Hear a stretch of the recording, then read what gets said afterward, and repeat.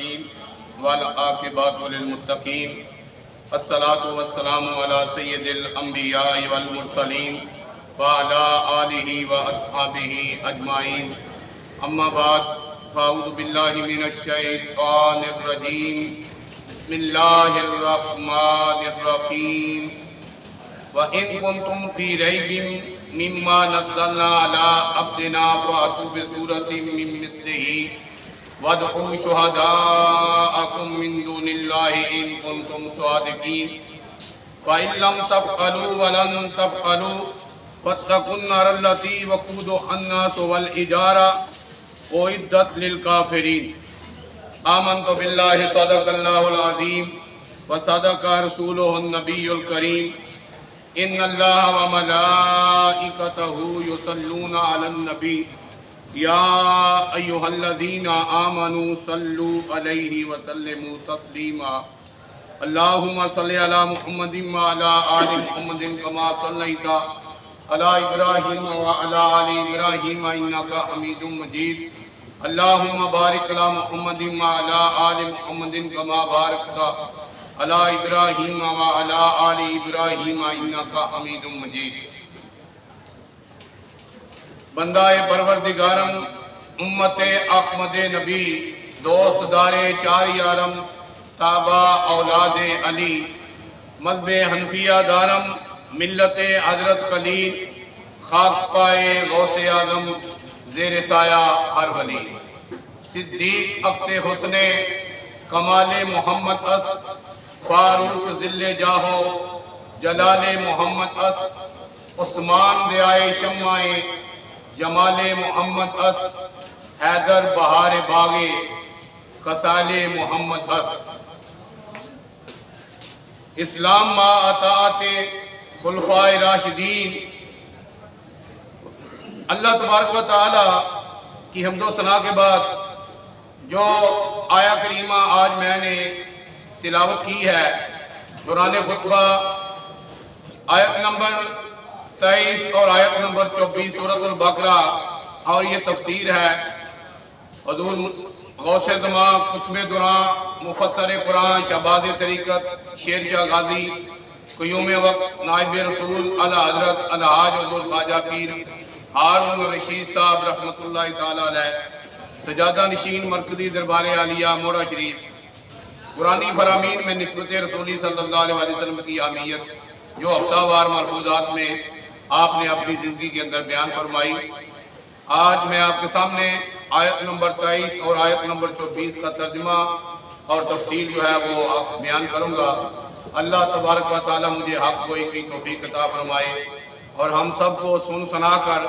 قابل عمل باتوں پر عمل کرنے کی توفیق عطا فرمائے ترجمہ اور اگر تم اس میں شک کرتے ہو جو ہم نے اپنے بندے پر اتارا ہے تو تم ایک صورت اس کی مثل بنا کر لے آؤ وَإِن كُنتُمْ فِي رَيْبٍ مِّمَّا نَزَّلْنَا عَلَىٰ عَبْدِنَا فَأْتُوا بِسُورَةٍ مِّن مِّثْلِهِ اور آگے فرمایا اور اپنے مددگاروں کو بھی مدد کے لیے بلاؤ جو اللہ تعالیٰ کے سوا ہیں اگر تم سچے ہو اور اگر ایسا نہ کر سکو اور ہرگز نہ کر سکو گے تو تم اس آگ سے ڈرو جس کا ایندھن انسان اور پتھر ہیں اور وہ کافروں کے لیے تیار کی گئی ہے یہ آیت نمبر 23 اور آیت نمبر 24 کا ترجمہ تھا اب میں آپ کے سامنے جو حضور پیر صاحب نے اس کی تفسیر بیان کی ہے فرمائی ہے وہ بیان کرنے لگا ہوں اللہ تعالیٰ کا یہ دعویٰ اس قدر صاحب ہے کہ 1400 سال سے زیادہ گزر گئے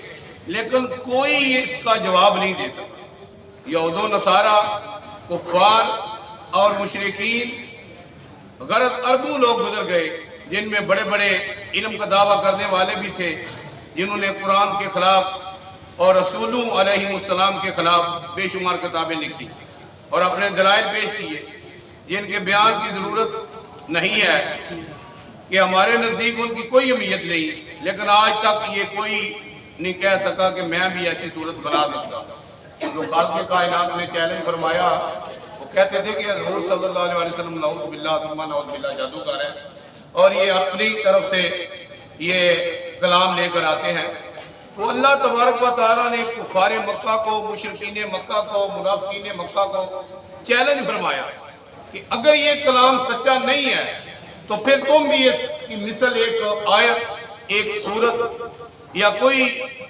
اس کے برابر لے کر آؤ کلام۔ اور آگے اللہ تبارک و تعالیٰ نے ارشاد فرمایا کہ تم ہرگز اس کے برابر کوئی کلام نہیں لا سکتے، اس لیے کہ یہ کلام جو ہے وہ خالق کائنات کا کلام ہے، کسی بندے کا کلام نہیں ہے۔ تو اس پر بہت زیادہ کتابیں بھی لکھی گئی، لیکن وہ سب جو ہے بیکار اور فضول ہیں۔ لیکن آج تک یہ کوئی نہیں کہہ سکا کہ میں بھی ایسی صورت بنا سکتا ہوں۔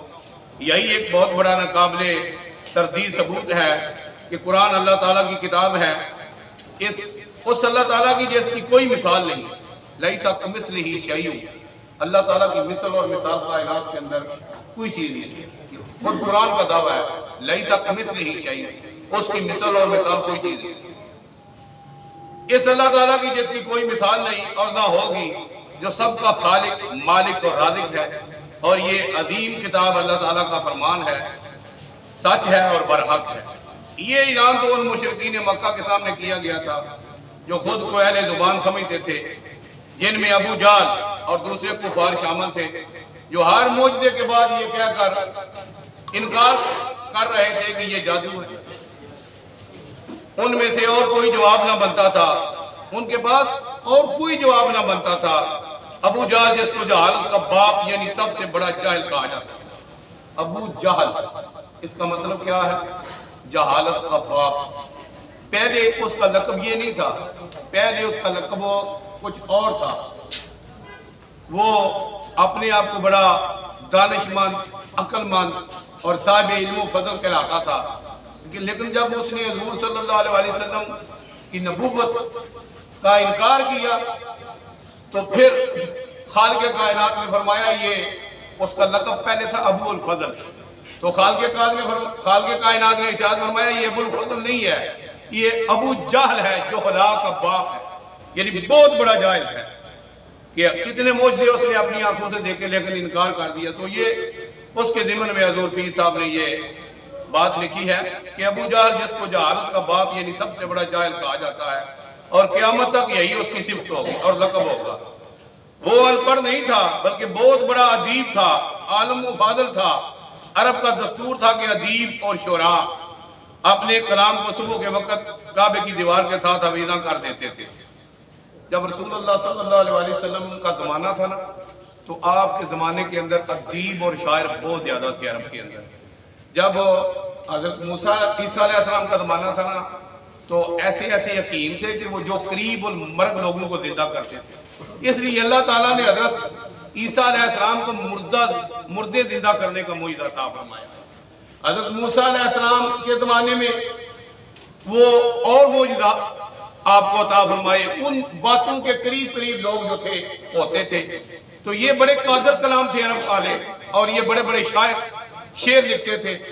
اس وجہ سے اللہ تبارک و تعالیٰ نے حضور صلی اللہ علیہ وسلم پر یہ اپنی کتاب نازل فرمائی، اور اس کی بے شمار حکمتیں ہیں، جن میں سے ایک میں نے آپ کے سامنے بیان کی ہے۔ عرب کا دستور تھا کہ ادیب اور شعراء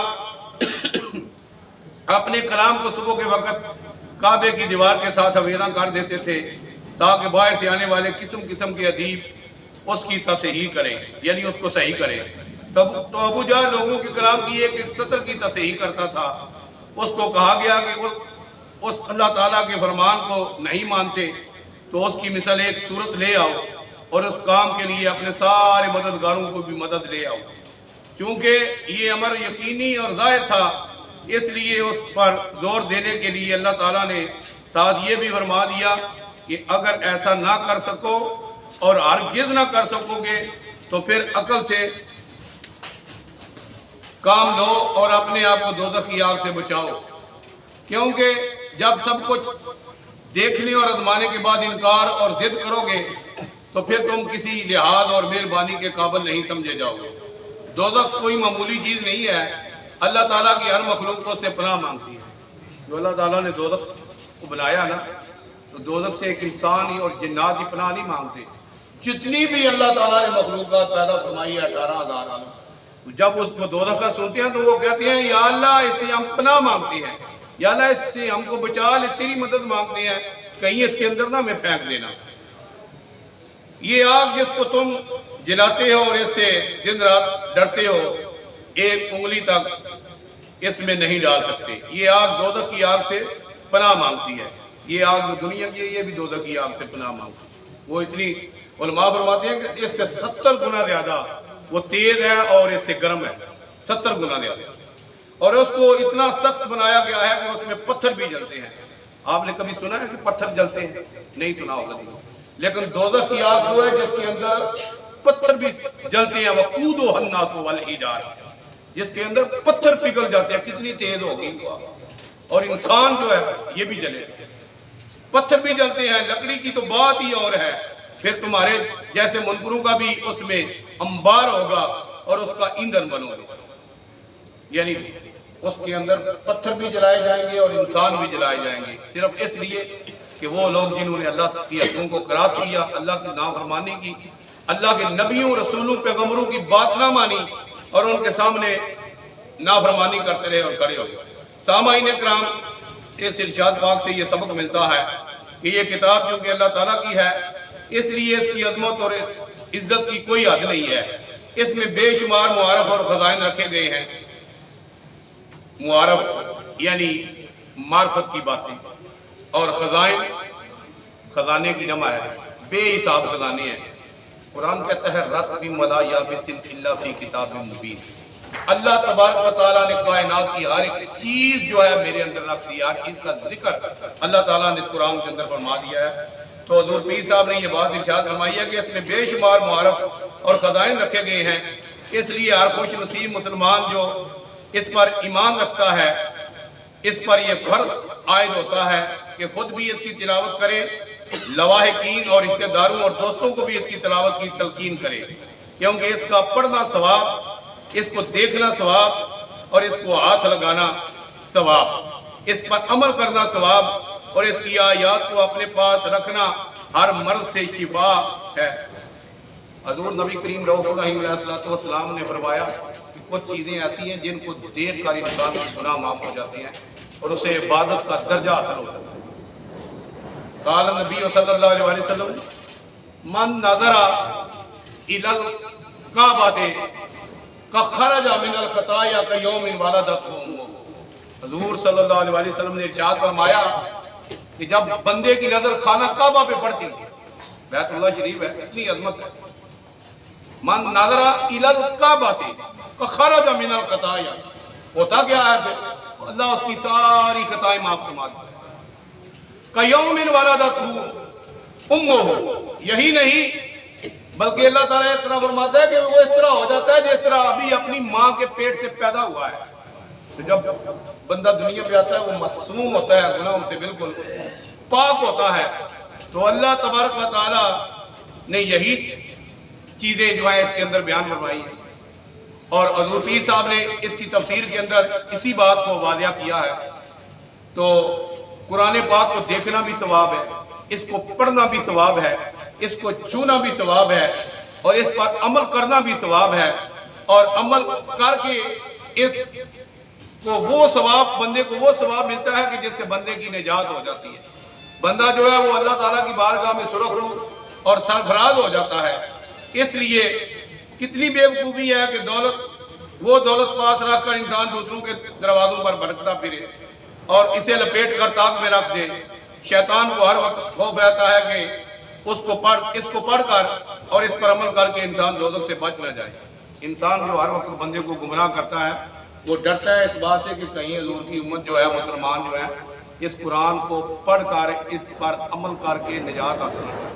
تو اللہ تعالیٰ نے یہ نجات، حضور صلی اللہ علیہ وسلم کا سب سے بڑا معجزہ جو ہے وہ قرآن پاک۔ اس معجزے کے بعد جو دوسرا بڑا معجزہ ہے وہ معراج النبی صلی اللہ علیہ وسلم ہے۔ اللہ تبارک و تعالیٰ نے اپنے محبوب کو دنیا کے اندر جسم کے ساتھ، روح اور جسم کے ساتھ اپنی ذات کا دیدار کرایا، جو اللہ تبارک و تعالیٰ نے اس سے پہلے حضرت آدم علیہ السلام سے لے کر حضرت عیسیٰ روح اللہ علیہ السلام تک کسی نبی کو اپنا دیدار نہیں کرایا، لیکن اللہ تبارک و تعالیٰ نے اپنے محبوب پاک صلی اللہ علیہ وسلم کو سر کی آنکھوں سے اپنا دیدار عطا فرمایا۔ آپ نے وہ بات سنی ہوگی کہ حضرت موسیٰ کلیم اللہ علیہ السلام نے کتنی بار عرض کی تھی؟ 9 بار عرض کی تھی، رب ارنی، اے اللہ مجھے اپنا جلوہ دکھا، مجھے اپنا دیدار عطا فرما، مجھے اپنی زیارت عطا فرما۔ تو جواب آتا تھا لن ترانی یا موسیٰ، اے موسیٰ میں دیدار تو کرا سکتا ہوں، دیدار تو کروا سکتا ہوں، لن ترانی یا موسیٰ، لیکن اے موسیٰ آپ نے دیکھنے کی طاقت نہیں دی۔ یہ طاقت جی کس کو دیکھا؟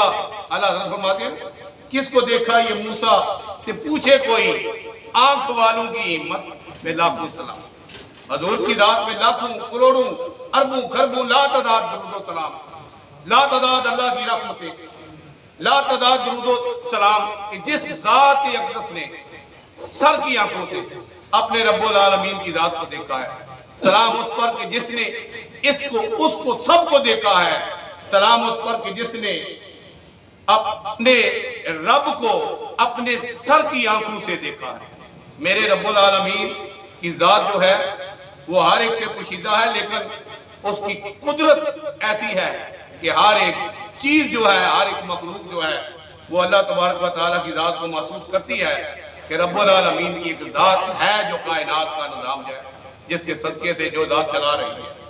تو بات یہ ہو رہی تھی، حضرت عبداللہ بن مسعود رضی اللہ تعالیٰ عنہ فرماتے ہیں کہ ہر شام کو شیاطین اپنے سردار کی طرف واپس لوٹ کر اپنے دن کے کردار کا پتہ دیتے ہیں، یعنی انہوں نے اپنے اس دن کے اندر کیا کیا کاروائی کی ہے۔ کوئی کہتا ہے کہ میں نے یہ ظلم کیا، اور کوئی کہتا ہے میں نے یہ ظلم کیا، یہاں تک کہ سب سے ذلیل ترین شیطان کہتا ہے کہ میں نے ایک لڑکے کو قرآن پڑھنے سے روکا۔ اس بات پر شیطان اٹھ کر اس کی تعظیم کرتا ہے۔ جب شیطان کے چیلے شیطان کے پاس جاتے ہیں نا تو اپنے کرتوت اور کارنامے، وہ کرتوت میں تو اس کو کہوں گا کہ وہ ناپاک کام جو انہوں نے دن کو کیے ہوتے ہیں وہ بتاتے ہیں۔ تو ایک شیطان جا کر کہتا ہے کہ میں نے ایک بندے کو، ایک لڑکے کو، ایک عورت کو، ایک آدمی کو قرآن پڑھنے سے روکے رکھا۔ تو شیطان کیا کرتا ہے؟ اٹھ کر اس کی تعظیم کرتا ہے کہ اس نے بہت بڑا کام کیا، اٹھ کر اس کی تعظیم کرتا ہے اور اسے پاس بٹھاتا ہے۔ لیکن یہ بات سمجھنے والی ہے کہ کیا قرآن مجید کی تلاوت ہر ایک کو فائدہ دیتی ہے؟ دیکھنے میں تو یہ آتا ہے کہ بعض اسے پڑھ کر گمراہ ہو جاتے ہیں۔ قرآن کا یہ فیصلہ ہے یضل بہ کثیرا ویہدی بہ کثیرا، اسی قرآن کو پڑھ کر کچھ لوگ گمراہ ہو جاتے ہیں، اور اسی قرآن کو پڑھ کر کچھ لوگ جو ہیں وہ ہدایت پر آ جاتے ہیں۔ یہ بات وہ لکھی ہوئی ہے، اللہ اکبر جل شانہ۔ دیکھنے میں تو یہ آتا ہے کہ بعض اسے پڑھ کر گمراہ ہو جاتے ہیں، تو پھر اس سے فائدہ اٹھانے کا کیا طریقہ ہے؟ اس سے فائدہ اٹھانے کا طریقہ یہ ہے کہ بندہ نسبت رسولی صلی اللہ علیہ وسلم حاصل کرے، یعنی قرآن کی تلاوت سے پہلے صاحب قرآن سے نسبت بہت ضروری ہے۔ قرآن سے نسبت حاصل کرنے سے پہلے بندے کے دل کے اندر حضور نبی کریم رؤوف رحیم علیہ السلام کی محبت، آپ کا ادب، آپ کا عشق، آپ کا احترام ہر درجے کا ہونا چاہیے۔ اور قرآن نے اس بات کو بیان کیا ہے والذین آمنوا اشد حبا للہ، کہ ایمان والے وہ ہیں جو ہر چیز سے بڑھ کر اللہ اور اللہ کے رسول سے محبت کرتے ہیں۔ جس کو عرف عام میں کہوں تو وہ ایسے کہوں کہ ٹوٹ کر ہر چیز سے زیادہ محبت جو ہے وہ اللہ اور اللہ کے رسول صلی اللہ علیہ وسلم سے جب ہوتی ہے تو اس وقت بندے کا ایمان جو ہے وہ کامل ہوتا ہے۔ یعنی قرآن کی تلاوت سے پہلے صاحب قرآن سے نسبت بہت ضروری ہے، کیونکہ یہ غلامی ہی قرآن کے فیوض و برکات سے مستفید یعنی فائدہ مند کرتی ہے۔ ولید بن مغیرہ بہت بڑا عالم تھا، اہل ادب کی مجالس میں صدر بنتا تھا، یہ بہت بڑا کافر ہے جس کا نام لکھا ہوا ہے۔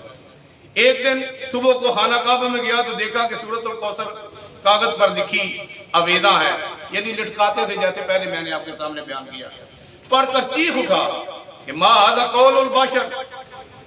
کسی نے نا یہ بھی روایت میں نے سنی ہے کہ جب سورۃ کوثر نازل ہوئی نا تو کسی نے یہ کہا کہ یہ سورت ولید بن مغیرہ سے جا کر اس کی تصحیح کراتے ہیں۔ اس کی تین فکریں ہیں، انا اعطیناک الکوثر فصلی لربک وانحر ان شانئک ھو الابتر۔ آپ کو پتہ ہے کہ ربائی جو ہوتی ہے نا، یعنی 2 شعروں کی، اس میں 4 مصرے ہوتے ہیں۔ تو کسی نے کہا ایک مصرع کم ہے، تو ہم یہ کہتے ہیں ولید بن مغیرہ تھے یا کسی اور کافر تھے. تو انہوں نے جب یہ صورت پڑھی نا تو انہوں نے چوتھا مصرع جو تھا وہ یہ لکھا ما ھذا قول البشر. یہ کسی انسان کا کلام نہیں ہے. اس کا مطلب ہے یہ کسی انسان کا کلام نہیں ہے. ما ھذا قول البشر, یہ کسی بندے کا بنایا ہوا کلام نہیں ہے, یہ رب العالمین کا کلام ہے. لیکن پھر بھی اسے ایمان نصیب نہ ہو سکا کیونکہ نبی پاک صلی اللہ علیہ وسلم سے اس کی نسبت نہ تھی جو دراصل ہدایت کا ذریعہ ہے. تو یہ میں نے آپ کے سامنے آج آیت نمبر 23 اور آیت نمبر 24 کی تلاوت جو ہے وہ کی ہے, اور اس کا ترجمہ اور تفسیر تعلیم نسبت رسولی صلی اللہ علیہ وسلم سے آپ کے سامنے بیان کیا ہے. یہ ربیع الثانی شریف کا مہینہ ہے. ولیوں کے بادشاہ حضور محبوب سبحانی, قطب ربانی, قندیل نورانی, شہباز لامکانی, الحسنی والحسینی, قطب الاقطاب, فرد الافراد, سید الاسیاد, یہ پیر پیراں, میر میراں, شاہ جیلاں, امام الاولیاء, سلطان الاولیاء حضور سیدنا میرا محی الدین عبد القادر جیلانی بغدادی قادری رضی اللہ تعالیٰ عنہ. آپ نے کتنی قرآن کی تلاوت کی آپ کو پتہ ہے؟ آپ 15 سال تک ایک پاؤں پہ کھڑے ہو کر پورا قرآن جو تھا اس کو ختم فرماتے تھے. 15 سال زندگی کے یہ آپ کی روٹین رہی ہے کہ 15 سال تک آپ نے پورا قرآن جو ہے وہ ایک پاؤں پہ کھڑا ہو کر وہ رات کو وقت پڑھا ہے. اور پھر یہی نہیں, آپ نے 40 سال تک عشاء کے وضو سے نماز تہجد اور فجر جو ہے وہ ادا کی. اور یہی نہیں ہے, آپ نے 25 سال ایران کے عراق اور ایران کے ویرانوں, بیابانوں, جنگلوں کے اندر درختوں کے پتے اور چشموں کا پانی پی کر گزارا کیا. اللہ اکبر. اور پھر وہ وقت بھی آیا کہ آپ ہر روز 1000 رکعت نفل جو تھے وہ ادا فرمایا. ایسے مقام نہیں مل جاتا, ایسے ولایت کی ڈگریاں نہیں مل جاتی. پھر اللہ نے فرمایا نا ہے میرے بندے محبوب بندے, اب برسر منبر بغداد کی جامعہ مسجد کے اندر, جامعہ نظامیہ کے اندر اعلان کرو قدمی ہذہ علی رقبۃ کل ولی اللہ, کہ میرا یہ قدم جو ہے تمام اولیاء اللہ کی گردن پر ہے. اور آپ نے سنا ہے, میں نے سنا ہے, اور یہ پکی بات ہے کہ آپ سے پہلے بھی کسی ولی نے یہ اعلان نہیں کیا, اور آپ کے بعد بھی کوئی ولی قیامت تک یہ اعلان نہیں کرے گا. یہ اللہ نے اپنے محبوب بندے حضرت عبد القادر جیلانی محبوب سبحانی کو یہ شان عطا فرمائی ہے. اللہ تعالی ہم سب کو حضور صلی اللہ علیہ وسلم کی محبت, آپ کا ادب, آپ کا عشق, اور نبی کریم رؤوف الرحیم علیہ السلام کی سچی غلامی اور آپ کے اسوہ حسنہ پر چلنے کی توفیق عطا فرمائے. آمین ثم آمین وما علینا الا البلاغ المبین.